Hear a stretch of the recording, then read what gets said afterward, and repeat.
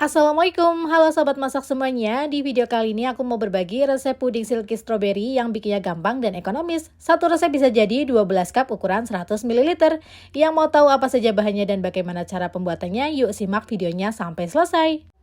Pertama, siapkan panci, masukkan 1 saset Nutri-Gel Plain tanpa warna tanpa rasa, kemasan kecil ukuran 10 gram. Tambahkan 4 sendok makan gula pasir. Untuk rasanya di sini aku tambahkan 3 saset pop es rasa stroberi. Selanjutnya tambahkan 1 saset susu kental manis warna putih. Di sini aku menggunakan merek Frisian Flag atau teman-teman kalau mau ganti menggunakan merek favorit teman-teman yang lain juga boleh ya. Tambahkan 1 sendok makan tepung maizena. Tambahkan 1000 ml air. Di sini aku masukkan airnya sedikit demi sedikit ya teman-teman. Kurang lebih segini dulu. Kemudian aku akan aduk menggunakan whisk sampai semuanya tercampur merata. Aduk-aduk terus dan pastikan semua bahannya tidak ada yang menempel ataupun mengendap di dasar panci.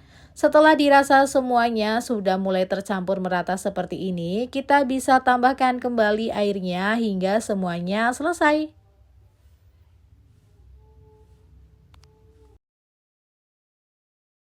Aduk-aduk kembali supaya semuanya tercampur merata. Nah, yang terakhir aku mau tambahkan 3 tetes pewarna makanan merah cabai supaya warnanya itu lebih cantik ya teman-teman. Karena warna sebelumnya ini terlihat lebih pucat. Untuk penambahan warnanya ini opsional ya teman-teman. Boleh teman-teman tambahkan ataupun juga skip. Dan kita aduk kembali sampai semuanya tercampur merata. Selanjutnya kita akan masak pudingnya menggunakan api ukuran kecil aja ya teman-teman. Dan selama proses memasak sebaiknya untuk terus diaduk-aduk seperti ini. Supaya apa? Supaya tidak ada bahan-bahan yang mengendap ataupun menempel di dasar panci. Kita masak terus sampai pudingnya benar-benar matang dan mendidih. Selanjutnya setelah mendidih kita matikan api kompor dan lanjut terus diaduk-aduk supaya uap panasnya berkurang. Selanjutnya kita akan diamkan pudingnya kurang lebih 10-15 menit sampai pudingnya benar-benar suhu hangat-hangat kuku.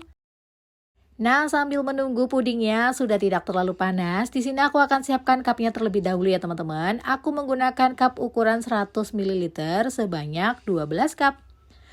Untuk ukuran cupnya teman-teman juga boleh ganti ya, tinggal disesuaikan aja teman-teman mau pakai cup ukuran berapa dan untuk hasilnya akan menyesuaikan dengan ukuran cup yang teman-teman pakai. Susun cupnya satu persatu hingga selesai. Selanjutnya, jika pudingnya sudah tidak terlalu panas, aku pindahkan ke wadah takar seperti ini. Nah, ini ada tipsnya teman-teman, supaya nanti hasilnya benar-benar mulus di permukaannya. Untuk gelembung ataupun busa-busa yang ada, kita bisa ambil menggunakan sendok sampai semuanya terangkat. Baru nanti kita bisa tuangkan ke dalam cup.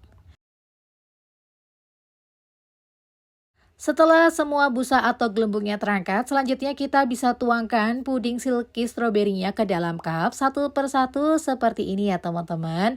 Untuk menuangkannya ini pastikan suhu pudingnya sudah tidak terlalu panas ya teman-teman, supaya nanti cupnya ini tidak meleot. Lakukan satu persatu hingga semuanya selesai.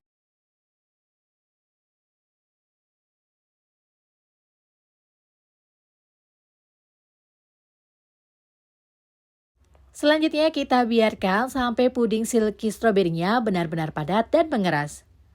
Nah, ini dia hasilnya teman-teman. Setelah kita biarkan kurang lebih selama 15 menit, hasilnya akan jadi seperti ini. Untuk teman-teman yang ingin menjadikannya sebagai ide jualan, teman-teman bisa tambahkan stiker thank you di atas permukaan cupnya, biar hasilnya lebih cantik dan menarik.